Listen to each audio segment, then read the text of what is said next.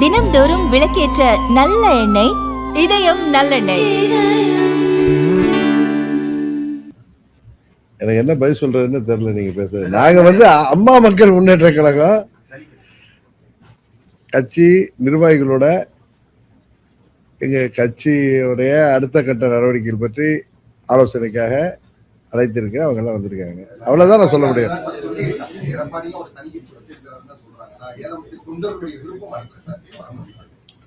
எனக்கு இதுக்கு என்ன பதில் சொல்றதுன்னு தெரியல. அதான் உண்மை. நான் ஏற்கனவே அம்மா மக்கள் முன்னேற்ற கழகம் அனைத்து இந்திய அண்ணா திராவிட முன்னேற்ற கழகத்திற்கு ஆதரவாக அந்த கூட்டணியில தான் இருக்கோம். தொடர்ந்து அந்த கூட்டணியில தான் இருக்கும்னு நான் பலமுறை சொல்லிட்டேன். நீங்க இப்படி திரும்ப திரும்ப கேட்கிறப்ப அதுக்கு எனக்கு என்ன பதில் சொல்றதுன்னு தெரியல.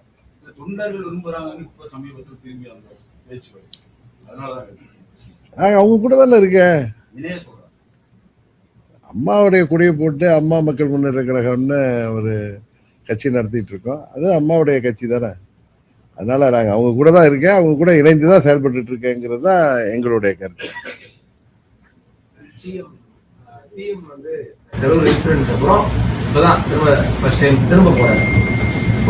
போலீஸ் மேல பழி சொல்றாரு. போலீஸ் தடுத்துக்கலாம் அப்படின்ற மாதிரி அவர் தானே போலீஸ் துறை மந்திரி.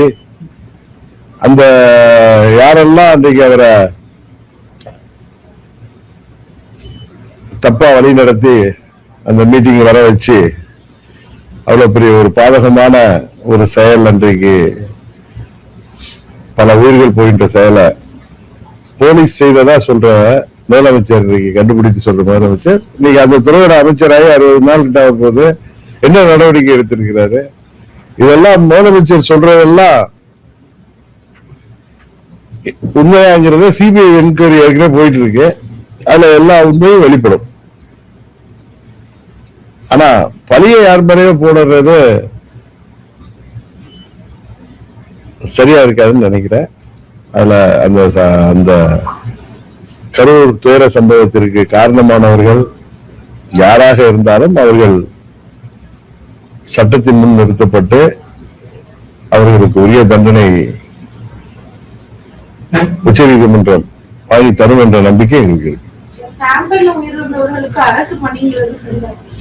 நான் ஏற்கனவே நானும் சொல்லியிருக்கேன். எல்லாரும் தமிழ்நாட்டில் உள்ள பல அவங்க கூட்டணியில உள்ள கட்சி தலைவர்கள் மேற்கொண்டு இது ஒரு தவறான முன்னுதாரணம். இன்றைக்கு தாவேக அரசு இதிலும் ஒரு தவறான முன்னுதாரணத்தை உருவாக்கி வருகிறார்கள். என்ன சொல்ல போனா கடை தேங்காவை எடுத்து வலிப்பிள்ளையருக்கு உடைச்ச கதையா தான் இருக்குது அப்படின்னு தான் பார்க்க முடியும். சார், இப்ப முதலமைச்சர் எதிர்கட்சி தலைவர்களையும் சரி எதிர்கட்சியிலையும் சரி மேடைகள்ல பொது இடங்கள்ல விமர்சனம் பண்ணக்கூடியது சரியான அரசியல் நாகரிகத்துக்கு உட்பட்ட அரசியல் தான் பாத்தீங்களா? திரைப்பட பாடல்கள் எல்லாம் பாடுறாரு, புரட்டான்றாரு, சால்னான்றாரு. முதலமைச்சர் அவரு கொத்து புரட்டாங்கிறாரு.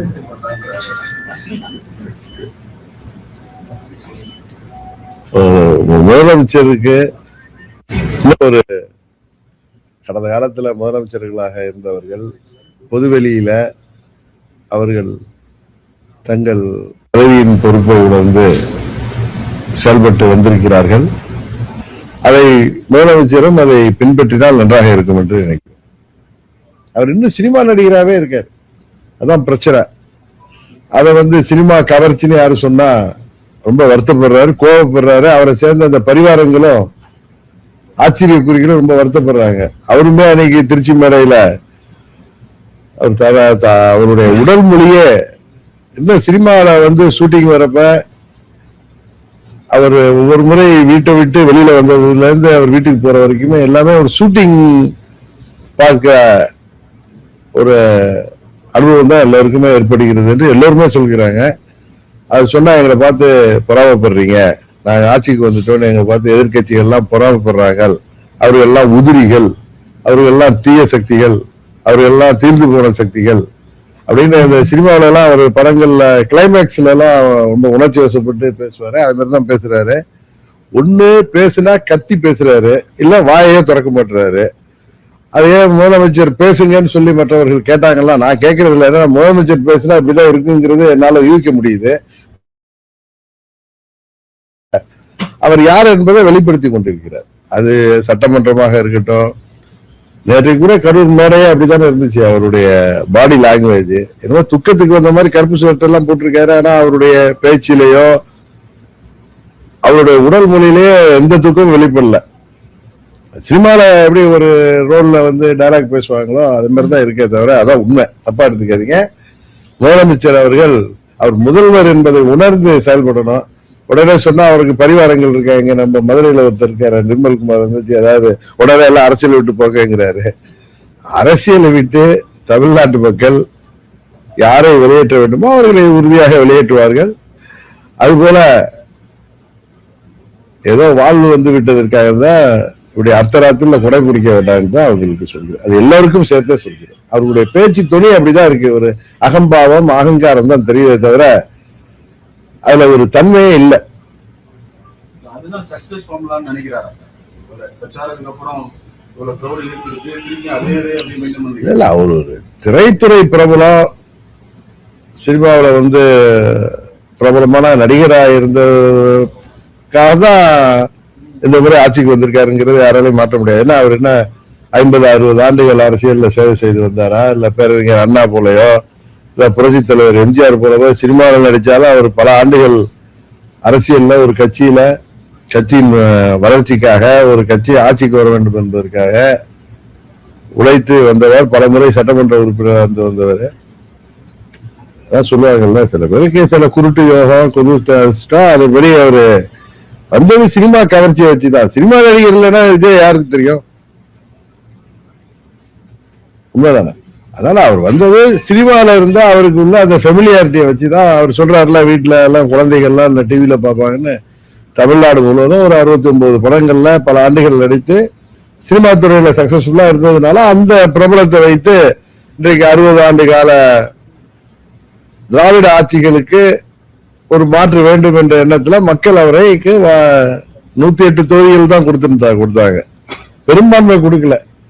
பெரும்பான்மைக்கு அவர்கள் மற்ற கட்சிகளை, அது திமுக கூட்டணியில வெற்றி பெற்ற கட்சிகளை திரும்ப சொல்ற அவருக்கு அது புரிய மாட்டேது. அவரை சேர்ந்தவர்களுக்கு பரிவாரங்களுக்கும் புரியல. எங்களுக்கு மக்கள் ஆட்சியை கொடுத்திருக்கிறார்கள், அதை பார்த்து பொறாமைப்படுகிறார்கள் சொல்றது தவறு.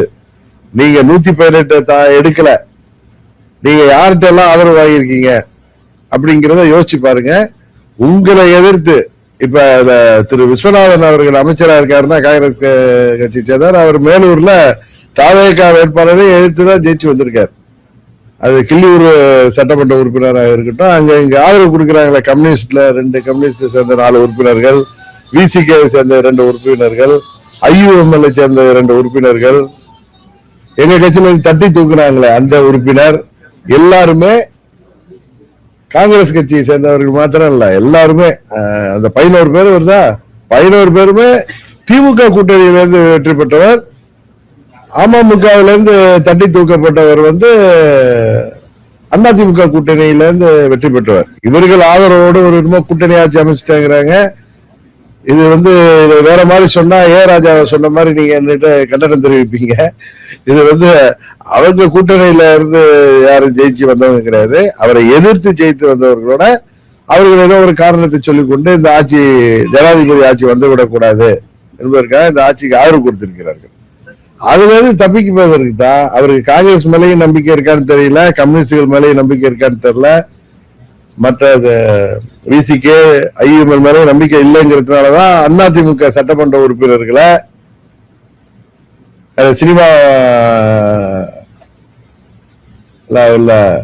சினிமாவில எல்லாம் அந்த ஆற்றல் இருக்குல்ல, அவருக்கு சினிமாவை வைத்து கிடைத்த அந்த ஆற்றல் மூலம் அவர்கள் இங்க உள்கட்சி பிரச்சனையால அவர்களையும் ரிசைன் பண்ண வச்சிருக்காரு. இது வரைக்கும் தமிழ்நாட்டுல இல்லாத ஒரு முன்னுதாரணத்தை இப்ப கரூர்ல திரு விஜயபாஸ்கர் ஜெயிச்சிருக்காருன்னா அவர் தாவேகா வேட்பாளர் வைத்து வெற்றி பெற்றவர். அவரை வந்து அந்த மக்கள் வெற்றி பெற செய்திருக்கிறார்கள். மக்கள் அவர் 5 ஆண்டு சட்டமன்ற உறுப்பினராக பணியாற்ற வேண்டும் என்பதுக்குதான் அவர் வெற்றி பெற செய்திருக்காங்க. அது விஜயபாஸ்கரா இருக்கட்டும், மற்ற அந்த 6 பேரா இருக்கும் அதிமுக இருந்து ரிசைன் பண்ணவங்க அத்தனை பேருமே அந்த தொகுதியில 5 ஆண்டுகள் சட்டமன்ற உறுப்பினராக தங்களுக்கு பணியாற்ற வேண்டும் என்று இரட்டை இலையில் வெற்றி பெற்றவர்கள். அவர்களை இந்த அவதார புருஷர் அவர்களுக்கு ஆட்சி அதிகாரம் இருக்கு, அவர்களா என்ன பார்த்து வந்துட்டாங்கன்னு சொல்றது ஒரு சின்ன குழந்தை கூட நம்பாது. அவர்களுக்கு ஏதோ கன்சிடரேஷன், ஏதோ அவர்களுக்கு அதை தருகிறேன் அதை தருகிறேன் சொன்னதுனாலதான் அவர்கள் வந்திருக்கிறார்கள். அதான் குதிரை பேருன்னு சொன்னா கோச்சிக்கிறாங்க அவங்க. அவரோட சேர்ந்த பெரிய ஒரு வைகோவும் கோச்சிக்கிறார். இன்னொரு கட்சி எம்எல்ஏவை இன்னொரு கூட்டணியை ஜெயித்தவர்கள் அமைச்சர் பதவி கொடுத்து ஆட்சியில் வைத்திருப்பதும்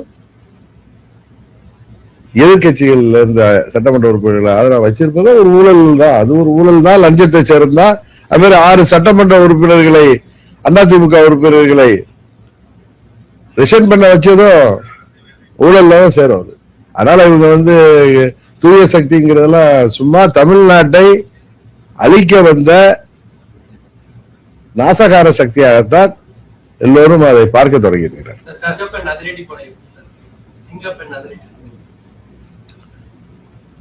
பெயர் சினிமா பாணியில இருந்தாலும் அது செயல்படணுங்கிறது தான். ஏன்னா இன்றைக்கு ஆட்சி அதிகாரத்துல முதலமைச்சரா அவரை அமர்த்தி விட்டதாக அவரே புலனாய்வு அடைகிறாரு. அதனால அவருடைய டியூட்டி அது தமிழ்நாட்டில் சட்டம் ஒழுங்கை பாதுகாக்கணும், பெண்கள் பாதுகாப்பை உறுதி செய்யணும், போதை மருந்து புழக்கத்தை தடுக்கணும். அதுபோல தமிழ்நாட்டில் பல வளர்ச்சி திட்டங்களை கொண்டு வரணும். அவர்கள் சொன்ன தேர்தல் வாக்குறுதிகளை விவசாயிகளை ஏமாற்றியது போல் ஏமாற்றாமல் அவற்றை எல்லாம் நிறைவேற்றணும். இன்னும் சில பேர் அவர்களுக்கு ஆதரவாக ஓராண்டு டைம் கொடுக்கணும், 6 மாதம் டைம் கொடுக்கணும் அப்படின்லாம் சொல்றாங்க.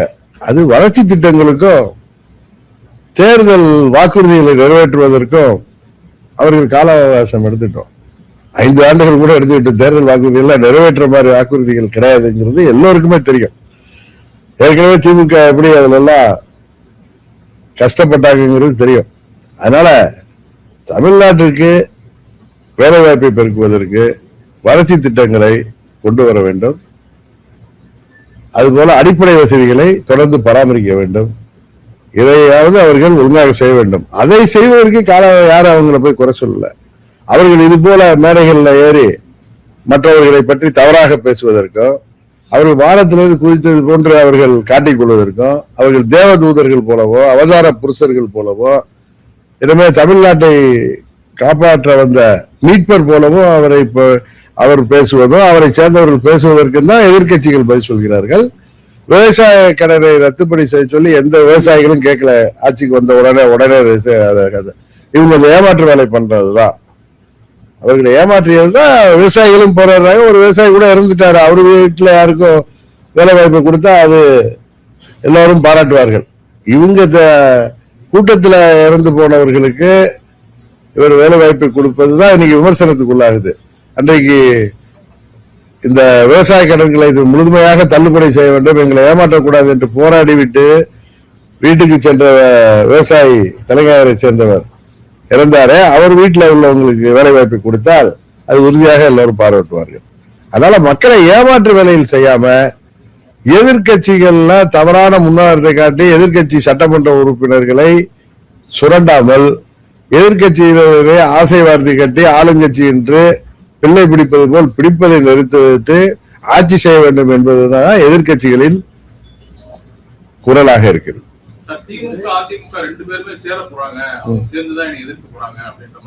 ஒரு முதலமைச்சர் பேசுறாரு, களவாணின்னு பேசுறாரு. இதே அந்த திரு விஜயை பார்த்து சொல்றதுக்கு எவ்வளவு நேரம் ஆகும்? இவர் தான் களவாணி. நம்ம ஊர்ல சொல்லுவாங்க ஆடு திருட மாடு திருட. எங்க ஊர் பக்கம் எல்லாம் சொல்லுவாங்க, சில ஊர்ல அவன் உள்ளி மாடதான் திருடுவான், இன்னும் சில பேர்ல ஆடதான் திருடுவான். கேள்விப்பட்டிருக்கீங்கல்ல? சில பேர் கட்டக்கோள் வைப்பான். அது மாதிரி நீங்க எம்எல்ஏ திருடர்கள், நீங்க எம்எல்ஏ களவாணிகள். நீங்க முதல்ல அமமுக எம்எல்ஏ ஒரு சட்டமன்ற உறுப்பினர்னு அவரை ஆசை வார்த்தை கேட்டு உண்மையிலே திரும்ப சொல்றேன்னா அந்த லெட்டர் ஃபோர்ஜரியா போய் கொடுத்தாரு. அது ஒரு 420 வேலை. அது ஒரு முதலமைச்சர் ஆவறதுக்காக செஞ்ச வேலை. இவர்கள் ஆட்சி அமைப்பதற்கே அவ்வளவு தகுதி திருப்பங்கள் செய்தவர்கள். உண்மையா இல்லையா? எங்க சட்டமன்ற உறுப்பினர் அண்ணன் பழனிசாமி அவர்கள் தான் முதலமைச்சர். அவர் முதலமைச்சராக இருக்கிறதற்கு ஆதரவாக என்னோட கையெழுத்து போட்டு 5 மணிக்கு கொடுக்கிறார். 7:30 மணிக்கு திரு விஜய் அவர்கள் கவர்னரை சந்தித்து கொடுக்கிற லெட்டர்ல அமமுக எம்எல்ஏ கையெழுத்தும் ஐஎம்எல் கையெழுத்துமே இருந்துச்சு. அதுல அது ஐஎம்எல் மறுத்தாங்க. ஒரு இது அதை பார்த்துதான் நான் கவர்னர் அப்பாயின்மெண்ட் வாங்கிட்டு போய் பார்த்து எங்க எம்எல்ஏ எனக்கு தான் லெட்டர் கொடுத்துருக்காரு, நான் அவரை தொடர்பு கொண்ட எனக்கு கிடைக்கல. ஒண்ணு அவரை என்னால தொடர்பு கொள்ள முடியல. ஒண்ணு இந்த லெட்டர் போர்ஜரியா இருக்கும், இல்ல குதிரைப்பரமா இருக்குன்னு அன்னைக்கு சொன்னேன். அவங்க இல்ல போர்ஜரி இல்ல, ஏன்னா அவங்க பயந்துட்டாங்க. போர்ஜரி லெட்டர் இல்லைன்னு காமிக்கிறதுக்கு அந்த எங்க அப்பா குதிரைக்குள்ளார இல்லைன்னு அந்த திருட்டு வீடியோவை விட்டாங்க. சோ அப்ப என்ன குதிரைப்பேரம் தான். ஒருத்தர் நீங்க விருப்பப்பட்டு ஆதரவு கொடுத்திருந்தா அவரை சட்டமன்ற உறுப்பினரை கவர்னர்கிட்ட அழைச்சிட்டு போயிருக்கணும், இல்ல அவருடைய ஒரிஜினல் கடிதத்தினால் கொண்டு போயிருக்கணும், இல்ல அவரை உங்க அலுவலகத்தில் அழைத்து உங்களுக்கு ஆதரவா கடிதம் வாங்கி போட்டோ எடுத்துட்டு போய் கொடுத்துருக்கு. நீங்க ஒரு லெட்டர் கொடுத்துட்டு செராஸ் காப்பியை கொடுத்துட்டு அந்த சட்டமன்ற உறுப்பினரை அவரே கவர்னர்கிட்ட மறுத்து நான் கொடுத்த லெட்டர் இல்லைன்னு கொடுத்த கவர்னரிடம் கொடுத்த கடிதம் காப்பி இருக்கு, நான் காமிச்சேன். போலீஸ் ஸ்டேஷன்ல கம்ப்ளைண்ட் கொடுத்தாரு. இதுல யாரு களவாணி? எம்எல்ஏ களவாணி யாரு? அது மாதிரி மற்ற கட்சிகளை இப்படி ஏதோ வெற்றி பெற்று விட்டோங்கிற அகம்பாவத்துல இவர் பேசுவது வன்மையாக கண்டிக்கத்தக்கது. எம்ஜிஆருடைய அன்பையும் ஜெயலலிதாவுடைய வீரத்தையும் அவருடைய தலைவரா பார்க்கறது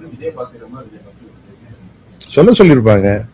அவருக்கு என்ன கன்சிடரேஷன்ல எதுக்காக அவர் திரு ஏபிஎஸ் மேல கோவம் வருது, அதுக்காக சட்டமன்ற உறுப்பினரை பதவியை காலி பண்ணிட்டு அதை ராஜினாமா செய்துட்டு ஒரு கட்சிக்கு போக வேண்டிய அவசியம் இருக்கா? எனக்கு இதை விட விஜயை விட இன்னும் அழகா தமிழ்ல பதில் சொல்ல தெரியும். எங்கேயோ கோச்சிக்கிட்டு எதுக்கோ போனாங்க மாதிரி இவர்களெல்லாம் வர வைக்கிறது என்னங்கிறது தெரியும். இதுல இன்னொன்னு இந்த நேரத்தில் விளக்கம் கொடுக்கணும். திமுக அதிமுக சேர்ந்து ஆட்சி அமைக்க இருந்தார்கள், 2 பேரும் கூட்டு களவாணிகள் சொல்றாரு. நீங்க பண்ணிருக்கிறதே களவாணி வேலை தானே. திமுக கூட்டணியில இருந்த கட்சிகளை நீங்க களவாணி அவங்களோட ஆதரவோட அவங்களுக்கு மந்திரி பதவி கொடுத்து ஆட்சி அமைச்சிருக்கீங்க. அமமுக எம்எல்ஏவை களவாண்டதுதான் நீங்க லெட்டர் வாங்கி கொண்டு கொடுத்தீங்க. இன்றைக்கு 6 பேரை ரிசைன் பண்ண வச்சதே ஒரு களவாணித்தனம் தானே. அதனால உண்மையான ஒரிஜினல் களவாணி திரு விஜய் அவர்கள் தான். முன்னாடி உள்ள முதலமைச்சர் எல்லாம் அதிகமா பேசுனாங்க, செயல்ல இல்ல. இவர் செயல் அதிகமா இருக்கு, பேச்சு கம்மியா இருக்கு. அதான் அவரே சொல்றாரு, talk less work more, reel less work more தான் அவரை பார்த்து நம்ம சொல்லணும். லெஸ் ரீல் போடுங்க, ரீல் விடுறத நிறுத்துங்க. நான் முதல்ல இருந்து சொல்லிட்டு இருக்கேன், ரீல் விட்டு ஆட்சிக்கு வந்தீங்க, இப்ப ரீல் போட்டு ஆட்சிக்கு வந்தீங்க, இப்ப ரீல் விட்டு ஆட்சியை தொடரலான்னு பாக்குறீங்க. தமிழ்நாட்டு மக்கள் உங்களை ஆட்சியில் அமர்த்தியதாக நீங்கள் சொல்கிறீர்களா? அவர்கள் எல்லாத்தையும் பார்த்துட்டு தான் இருக்காங்க. உங்களை விட பெரிய ஜாம்பவான்கள் எல்லாம் பார்த்தவர்கள் தான் தமிழ்நாட்டு மக்களும் இன்றைக்கு இருக்கிற திராவிட கட்சிகளும். உறுதியாக உங்களுக்கு தேவையான பதிலடியை தமிழ்நாட்டு மக்கள் மூலம் நாங்கள் தருவோம். அரசியல் நிலவரம் எப்படி சார் இருக்கு? உண்மையிலேயே அதிமுக கூட்டு சேரக்கூடிய சூழல் அந்த மாதிரி இருக்குங்களா சார்? இல்ல, இதெல்லாம் முன்னாடியே நம்ம கணிச்சு சொல்றதுக்கு நான் ஒன்றும் மெட்ரலாஜிக்கல் டிபார்ட்மெண்ட்லயும் வல்லுநரும் கிடையாது, ஜோதிடரும் கிடையாது. சூழ்நிலைகள் முடிவு செய்யும். இப்ப யாராவது நீங்க யாரும் திரைமுறையில பார்த்துருக்கீங்க விஜய் ஆட்சிக்கு வருவாரான்னு நீங்க யாரும் சொன்னீங்களா? என்ன கூட கேட்டீங்க, இவர் தான் கேட்டாரு, நீங்க விஜய் தலைமை ஏற்றி போவீங்களான்னு கேட்டாரு என்கிட்ட. ஒரு கட்சி இது வந்திருக்காரு, அவருக்கு பாப்புலாரிட்டி இருக்கு, அவர் கூட கூட்டணி போனா என்ன இருக்குன்னு தான் நான் கேட்டேன். அதே நேரத்தில் சொன்ன, நான் இங்க போவேங்கிற எண்ணத்துல சொல்லல, இதே இடத்துல சொன்னேன். என்னுடைய தேசிய ஜனநாயக கூட்டணியை விட்டு வெளியே இருந்தாலும் என்னுடைய முதல் சாய்ஸ் தேசிய ஜனநாயக கூட்டணி தான் அன்றைக்கு சொன்னேன். அப்ப கூட நீங்க திமுகவோட போவீங்களா விஜயோட போறீங்களா இவர் தான் கேட்டாரு. நான் சொன்னேன், இப்போ ஒரு யதார்த்தத்தை சொல்றது. இப்ப அவர் சொல்றல, அவர் தான் களவாணின்னு சொல்றேன்ல. ஏன்னா திமுகவுக்கு அதிமுகவுக்கு வக்காலத்து வாங்கி சொல்லல, இன்னொரு கட்சியை களவாணின்னு சொன்னா அப்புறம் நீங்க செய்த களவாணித்தனத்தை நாங்க சொல்லிதானே ஆகணும். அதே போல நான் யதார்த்தத்தை தான் சொல்றேன். எனக்கு விஜயை பார்த்து போட்டியும் கிடையாது, பொறாமையும் கிடையாது. அவரு ஆட்சிக்கு இது எப்படியோ ஆட்சிக்கு வந்துட்டீங்க, ஒரு ஆட்சி நடத்துறத பார்த்துட்டு இத மாதிரி இன்னும் ஷூட்டிங் சினிமா நடிகராகவே இருக்காதீங்க, நீங்க முதலமைச்சரா செயல்படுங்கன்னு தான் சொல்றேன்.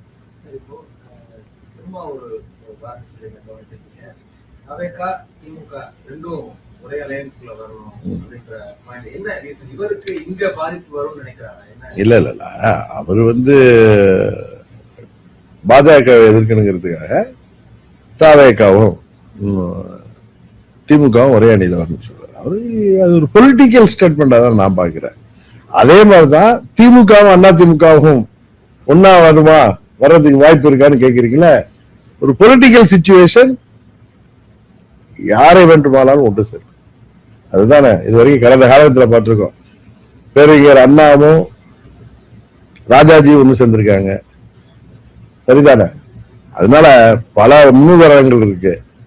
அதனால நீங்க இதையெல்லாம் இது நடக்குமா அது நடக்குமா இது கூடாதா அப்படிங்கிறது இப்ப திமுக கூட்டணியில ஜெயிச்ச கட்சிகளை தன் பக்கம் இழுத்து இல்ல அவர்கள் போய் ஆதரவு கொடுத்து அமைச்சர் பொறுப்புல தாவேகா கூட்டணியில இருக்கிறது நியாயம்னா எந்த கூட்டணியும் நியாயம்தான். அரசியல் சூழ்நிலை தான் முடிவு பண்ணுறீங்களா சார்? அதிமுக திமுகவோட ஃபியூச்சர் சூழ்நிலை தான் முடிவு பண்ணும். எதுனா சூழ்நிலை தானே. விஜய் அந்த அளவுக்கு வல்லமை படைத்தவரா இருக்கா சார்? 2 பேரும் சேர்ந்துதான் அவர் வீழ்த்தக்கூடிய அளவுக்கான நிலை இருக்கா சார் அரசியல்ல? இந்த தேர்தல்ல அவர் 35% வாக்கு வாங்கியிருக்காரு, கரெக்ட் தானே? எங்க கூட்டணி 23% வாங்கியிருக்கு, திமுக கூட்டணி அதை விட அதிகம் வாங்கியிருக்கு. நீங்க அப்படித்தானே பாப்பீங்க. அவரு இப்ப நீங்க 108 சீட்ல ஜெயிச்சதுனால நீங்க அவர் பலம் பொருந்திய கட்சின்னு பார்த்தா அதை வீழ்த்துவதற்கான வீதத்தை எதிர்காலத்துல அவருக்கு தேர்தல்ல மற்ற கட்சிகள் எடுப்பு. தொழில்துறையில ஹிண்டாய் கம்பெனி ஆந்திரா கவர்மெண்ட் போக இதுல எதுலையுமே கான்சென்ட்ரேட் பண்ண மாட்டாங்க. பூராத்தையும் வளர்ச்சி திட்டங்கள்ல பண்ணாங்க, அங்க மாறி போகுது. அதெல்லாம் கொஞ்சம் கான்சென்ட்ரேட். உண்மைதான் அவர் சொல்றது உண்மை. அவர்கள் இந்த ஆட்சி கவிழ்ந்து விடுமோங்கிற பயத்துல திரு விஜய் அவர்கள் இருக்கிறார்கள். காங்கிரஸ் கூட அவங்க நம்புறாங்க, மற்ற கட்சிகளை நம்புவதற்கு பயப்படுறாங்க. அதனாலதான் அதிமுக எம்எல்ஏக்கெல்லாம் ரிசைன் பண்ணா இன்னும் ஒரு 4-5 மாதங்கள்ல மறுபடியும் ஒரு இது வந்துச்சுன்னா, நம்பிக்கையில்லா தீர்மானம் வந்தா இவர் எம்எல்ஏ அசம்பிளி ஸ்ட்ரென்த் கம்மியா இருக்கும். அப்ப இருக்கிற வச்சு பெரும்பான்மை காட்டி விடலாம்ங்கிறதுக்காக தான் அவர் அதிமுக அவர்களை சதி செய்து ரிசைன் பண்ண வைக்கிறார். அது இந்த தேர்தலுக்கு நீங்க இந்த சென்னை தலைமை நீதிபதி தலைமையிலான அமர்வே நேற்று அந்த 5 தொகுதிகள்ல தேர்தல் நடத்த அறிவிப்பு கூடாதுன்னு சொல்லியிருக்காங்க. அதனால அது தேர்தல் நடக்காம இருக்க விஜய்க்கு அது சாதகமான ஒரு சூழ்நிலை உருவாக்குவதற்காக செய்த இது ஒரு தந்திரமான நரித்தனமான களவாளித்தனமான நடவடிக்கை தான் சட்டமன்ற உறுப்பினர்களை ரிசைன் பண்ண வைப்பது. அதுலதான் அவங்க கான்சென்ட்ரேட் பண்றாங்களே தவிர வேற எந்த வளர்ச்சி திட்டத்திலையும் அவர்கள் ஒன்னும் கான்சென்ட்ரேட் பண்ணல. சும்மா ரீல்ஸ் போடுறாங்க, அவ்வளவுதான். ஏன்னா ரீல்ஸ் போட்டு மக்களை ஏமாத்தி ஆட்சிக்கு வந்த மாதிரி இப்ப அது நடந்ததா இது நடந்ததா போடுறாங்க. அவங்க உண்மையிலே இப்ப செயல்படுறது கரூர்ல பேசியது இதெல்லாம் பாத்தீங்கன்னா அவர் ஒரு தேர்தலுக்கு முன்பு பேசிய அதே ஸ்டைல்ல பேசுறது காரணம் ஆட்சி கவிழ்ந்து விடுவோங்கிற பயத்துல, ஆட்சியை காப்பாற்றிக் கொள்ள வேண்டுங்கிற பயத்துலதான் செயல்படுறாங்க தவிர வேற தமிழ்நாட்டு வளர்ச்சி எதுலையுமே அவர்களுக்கு எந்தவித ஈடுபாடும் இருப்பதாக தெரியவில்லை.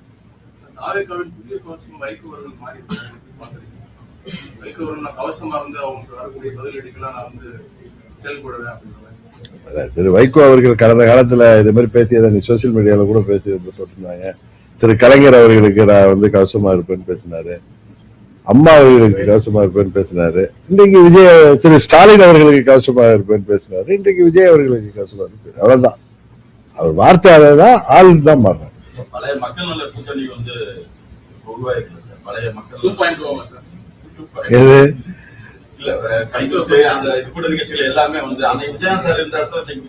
நீங்க விஜயகாந்தோட திரு விஜய் தயவு செய்து ஒப்பிடாதீங்க. அவர் வெளியில எங்கேயும் நடிக்கிறார், சினிமாவில் நடிச்சதோட சரி, பொது வெளியில நடிக்க மாட்டார், யதார்த்தமா இருப்பாரு. Okay, thank you.